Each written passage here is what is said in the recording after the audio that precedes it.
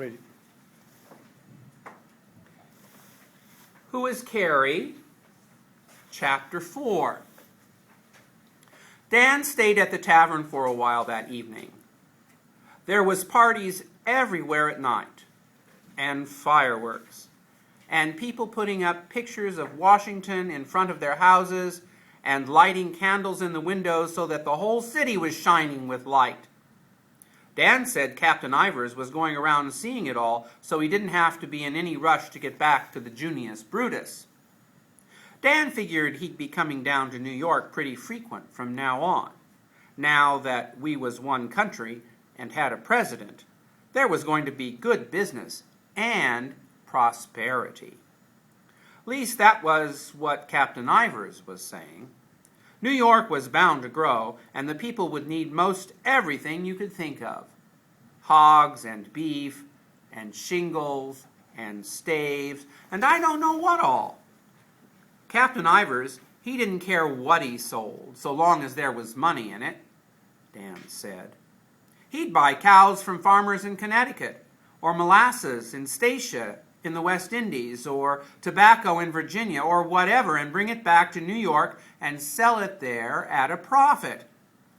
Oh, Dan had been everywhere, and there was nothing I liked better than to hear him tell about it. So that night, once we got supper served and the kitchen cleaned up, and the men in the dining room was eating nuts and fruit and drinking a considerable quantity of wine and Madeira and rum punch, me and Dan sat out back by the pump, eating up the cake that was left after the cooks chopped off most of it for their old aunties.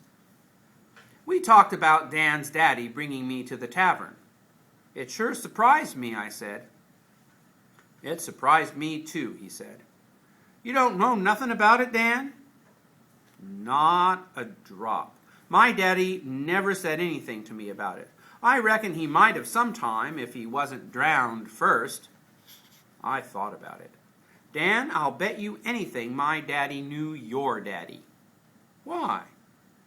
My daddy was killed in the war. Most likely he was a friend to your daddy. Most likely they was soldiers together. And my daddy, he got killed, and he told your daddy I was lying all by myself in his shack back home. And as he lay there dying with the blood seeping out of him, he made your daddy promise to take care of me. So your daddy done that, and he brought me to the tavern because he couldn't have no baby in the army. It made me feel good to think that Dan's daddy and my daddy was friends.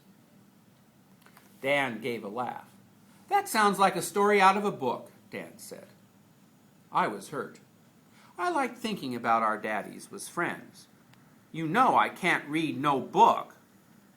Well, anyway, there was lots of men killed in the war. Willie's father was killed in the Battle of Groton. It doesn't mean our daddies were friends just because your daddy was a soldier, too.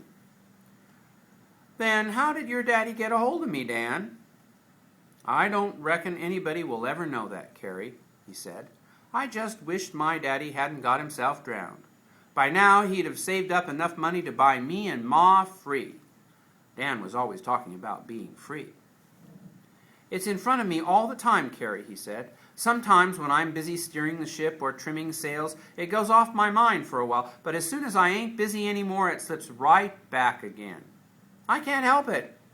It doesn't do any good to worry about it day in and day out, but I get reminded of it.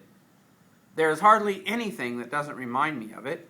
If I see a sign up hiring sailors onto a ship for 30 shillings a month, I can't take the job because I got to work for Captain Ivers for nothing.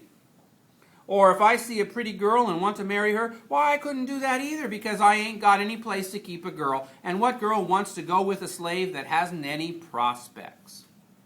I said, if she was a slave herself, she might. Well, yes, but there's the other side to it, he said. Suppose I was to get married to some girl who was a slave. Then suppose the government pays off everybody's notes and I get enough money to buy me and Ma free. What would happen to my wife? I wouldn't be able to go anywhere anyways because she'd be stuck. You could buy her free too. He shook his head and looked grim. It'll be plain luck if the notes will be worth enough to buy 2 people free, much less 3. It'll be plain luck if they'll be worth anything at all. Dan's notes was pretty confusing, and as frequent as he'd explained it to me, I never did understand the ins and outs of it. What happened was Dan's father, who was Jack Erebus, fought in the Revolution right next to General Washington.